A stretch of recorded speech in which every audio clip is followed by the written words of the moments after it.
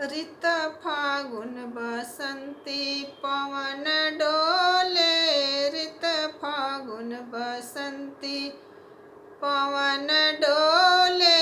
ऋत फागुन बसंती। दुल्हा के सिर पर टोपी शोभे। दुल्हा के सिर पर टोपी शोभे।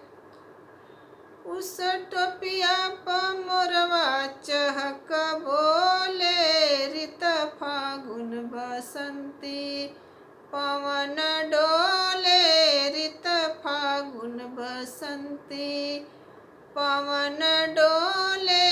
ऋत फागुन बसंती। दुल्हा के सिर पर मौरी शोभे। दुल्हा के सिर पर मौरा शोभे। उस मौरा पर मोरवा चहक बोले। ऋत फागुन बसंती पवन डोले। ऋत फागुन बसंती पवन डोले। ऋत फागुन बसंती। दुल्हा के अंगों में सूटा शोभे। दुल्हा के अंग में सूटा शोभे। उस सुटवा पर मोरवा चहक बोले। ऋत फागुन बसंती पवन डोले। ऋत फागुन बसंती पवन डोले। ऋत फागुन बसंती।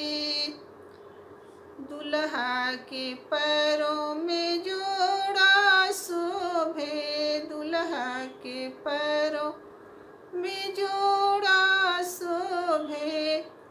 उस जोड़वा पर मोरवा चहक बोले। ऋत फागुन बसंती पवन डोले। ऋत फागुन बसंती पवन डोले। ऋत फागुन बसंती। दुल्हा के पैरों में मोजा शोभे। दुल्हा के पैरों में मोजा शोभे।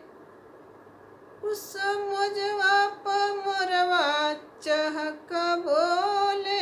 ऋत फागुन बसंत पवन डोले। ऋत फागुन बसंती पवन डोले। ऋत फागुन बसंती पवन डोले।